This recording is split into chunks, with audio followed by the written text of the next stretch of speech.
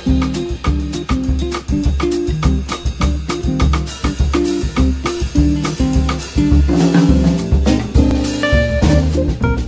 guys, welcome back to another wild episode of Giant James Kitchen.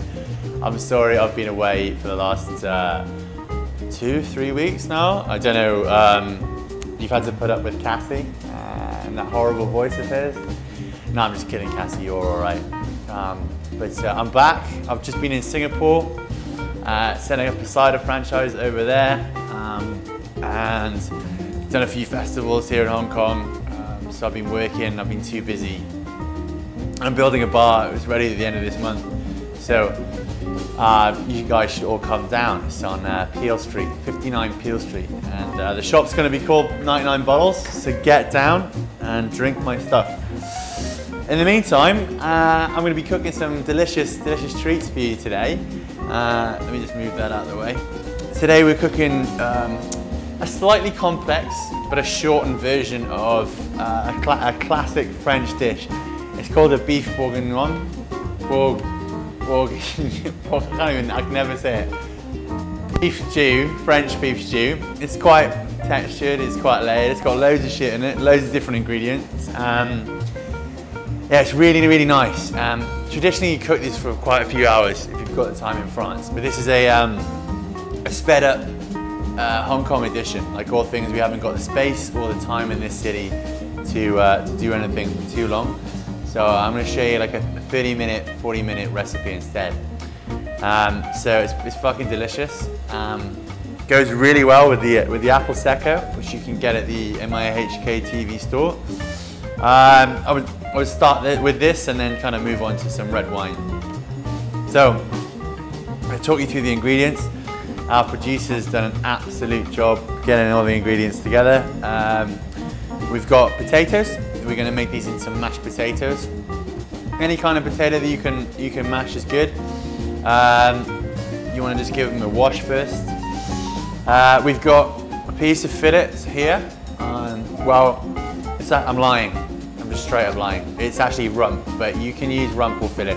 It doesn't really matter. You just need a good cut of beef because you're just going to fry this and then kind of cook it in a sauce for a few minutes. So a good piece of meat. Don't choose shin or shoulder or anything too tough, because you need a lot of time for that tough meat to break down. So you want a nice piece of, for this sped up version, you want like a nice steak, like a rump or fillet or a sirloin, to save time. Then we've got some pancetta. I mean, whatever you can get in the stores in Hong Kong. You can use bacon if you can't find pancetta. And that's going to be like the nice salty base to the sauce. Then you've got some mushrooms. We're gonna cut these into chunks. We're gonna go in our sauce. And we've got the base of our sauce, the very base of the meal, which is eschalots or shallots.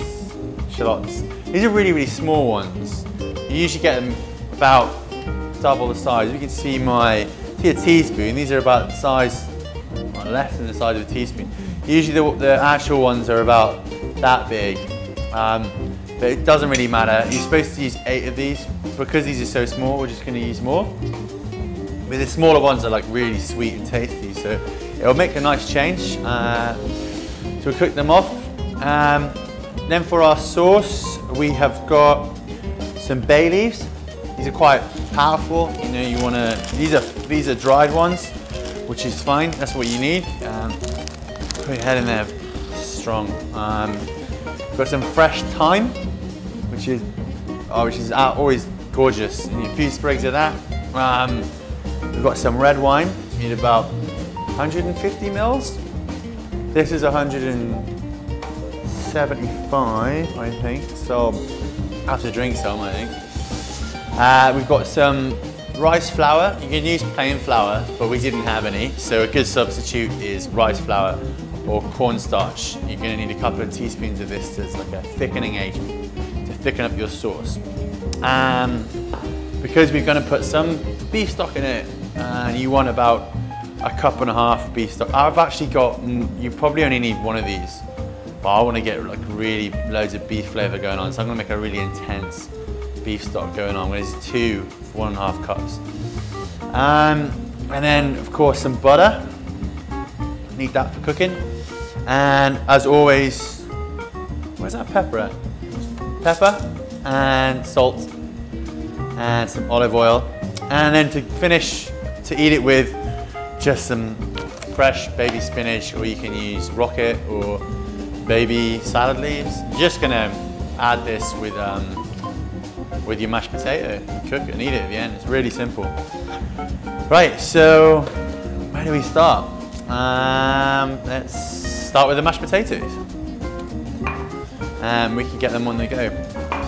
So I haven't cooked this for years, so I'm going to cheat and use my iPhone because I wrote down a recipe. And like all things in Giant James Kitchen, I have a recipe, but I don't always stick to it, and I tend to kind of make it up as I go along, which is part of the fun, I think. So let me just get all the ingredients to one side. Get this steak here. We're going to take our potatoes and we're going to wash them because they got a little bit of dirt on them. And we're going to mash these up. So, but you need to cook them first. You need to cook them up and then mash them. So just cook them in, dice them up into slices, chunks, whatever. The more you dice them up, the faster they cook, because the more surface area they have. So leave that there. That's going to take about 10-15 minutes. As always, essentials. Sea salt, yeah, lush. I love using sea salt for everything. So while those are chilling out in the boiling water, they're going to get cooking. I'm going to get me some beef stew. Whee! I just like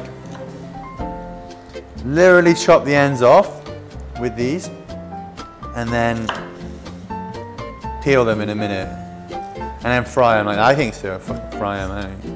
If you ever have children, these are the shit jobs you give to children. That's what my dad used to do to me. Peel the carrots. Because peeling carrots is like the most boring thing in the world.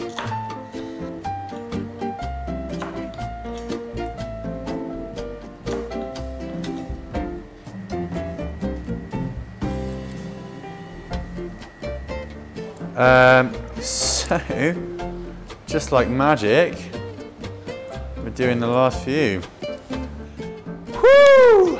Done! Okay. I like to be generous with my olive oil. On a medium heat, we're just gonna fry these off. Bit of sea salt. Yeah. Get a nice little sizzle going there. Probably a bit too hot, but all good. You want to add these in.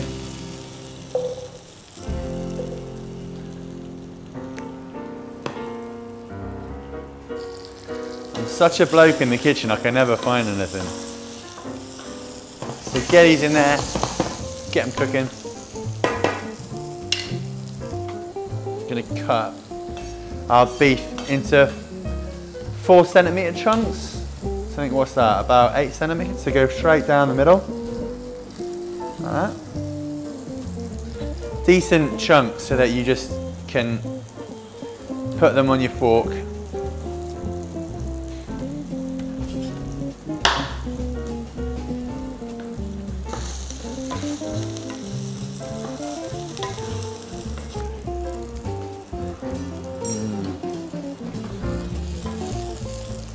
They taste phenomenal. Remove the shallots off the heat in a little bowl. I'm going to put these to one side. We're then going to check our potatoes. Okay, they're not far off done now, right? So give them a couple more minutes. Then we're going to add some more oil. We're going to add some butter. And the oil stops the butter from overdoing. Oh yeah, what else happened? Conor McGregor, that's what happened. He became the first ever MMA fighter in the Ultimate Fighting Championship. to win 2 world championships in 2 different weight classes simultaneously. It's never been done before. Usually they have to give up a belt. I think Georges St. Pierre did something similar. Either way, it was awesome. He kicked ass. So with this, you really want to cook it for a few minutes. I think maybe, again, 2 to 3. All you're trying to do is brown it, because you are going to cook it again, and it's got quite a small surface area. Sorry, quite a large surface area because they're cut into small pieces. So you want to get it brown on all sides.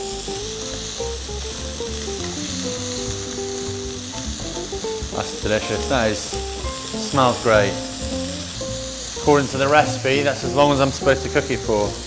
Take it off the heat, place it on one side. Just gonna chill it out, rest it here. Let it cook. You know when you ever cook steak, when you finish cooking it, you should let it rest for at least 10 minutes, possibly 15, longer. The longer you let meat rest for, and that's just letting it chill out with no heat or anything, just letting it all rest and relax. The juicier it is, all those fibers start to unclench, they cool down. So all the juices in the meat are distributed evenly. It makes it so much more tender. So many people, myself included, have no patience when it comes to cooking with them. Smells and looks phenomenal. So I don't blame you if you want to eat it right now. While that's waiting, you want to take your pancetta. I mean, pancetta typically is the thicker bacony stuff. It's not always possible to get like the big, thick stuff in Hong Kong. So you just get this thin stuff. Just want to get it in there. It's all going to come apart. Try and pull it apart a little bit, so you get a nice even distribution when you're cooking it. So that's fine. Then take that, those mushrooms, them shrooms, and you want to cut them up into decent sized chunks. I love these big sort of portobello style mushrooms. They're full of flavour. Okay, so you want to take the, return your pan to a medium heat. Let it get a bit of temperature back into it. You're going to take 2 bay leaves. 1, 2. They're quite powerful, so don't do any more than that. Stick it in your butter and oil. Add your mushrooms. Add your pancetta. The pancetta's got a bit of fat in it as well, so that'll release some more sort of cooking fat into there. And just, you want to cook that for about a minute. Okay, let's check on these potatoes. Yeah, they're nice and soft. Once you can put your knife easily through it, but there's still a little bit of tension, you know that your potatoes are done. So pull them off the heat.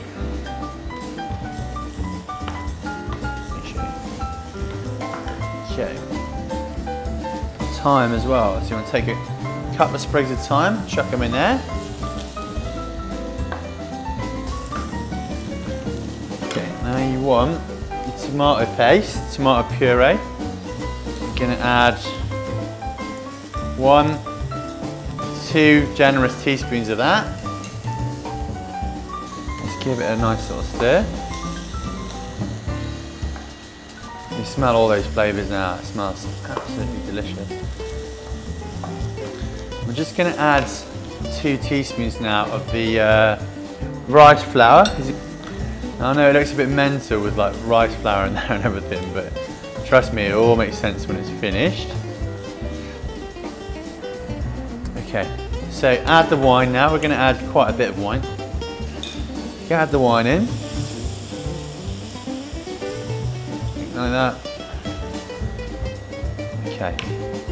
Then we're going to add our beef stock. So we've got like sort of gelatin beef stock here. So if you've got the cube stuff, you just add it to a cup of water. We're going to do it retrospectively or afterwards. So I'm going to use loads of beef stock because it smells absolutely banging. So use that, get loads of beef flavour in there.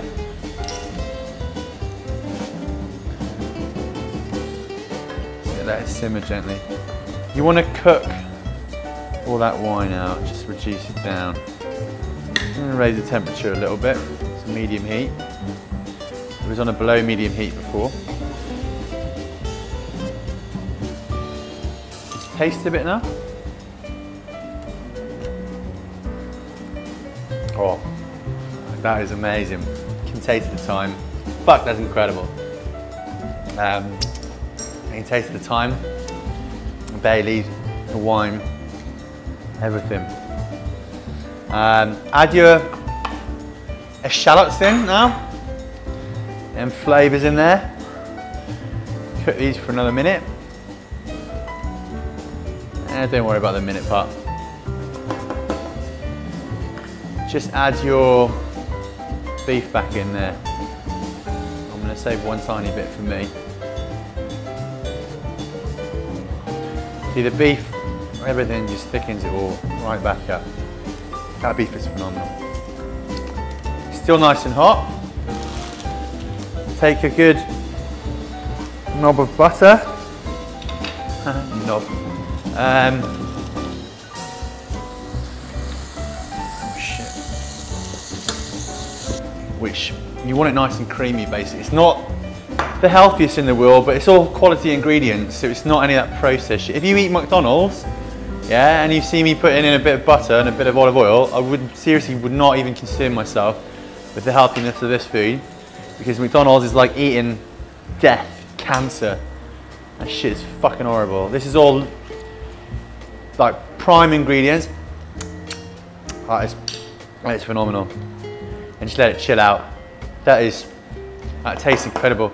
How good does that look?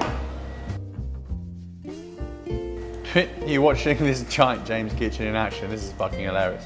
Add a bit more olive oil. It's not, look, if you don't have a masher, it's not going to come out really nice and fluffy, unless you spend ages like mashing it away, and I can't really be arsed. But if you have a masher at home, one of those sort of big metal things with a it's a flat metal bottom like that, with the wires coming off it, and you just can able to crush things. Use that, it will make your life a hell of a lot more easier than this. So we're just going to take the already pre-mashed bits and make it look nice on the plate. I don't know how to make mashed potato look nice. A lot of people prefer to peel the potatoes beforehand. Can't even think. I can't do two things at once. Oh my god. All those flavours. Beef, all that red wine. It's quite a heavy dish, very wintry. Don't get it looking the nicest. You're gonna have to make it look nicer in the post shots, Mike. Because I don't make food look that good. You know, I'm a typical bloke, really. I have no presentation skills, which is a shame, really, because the food does taste good. If you follow this recipe, you'll make fantastic tasting food. You just need to work on your own presentation skills, I promise you. And yeah, you'll do well. So, that looks shit. Let's have a taste.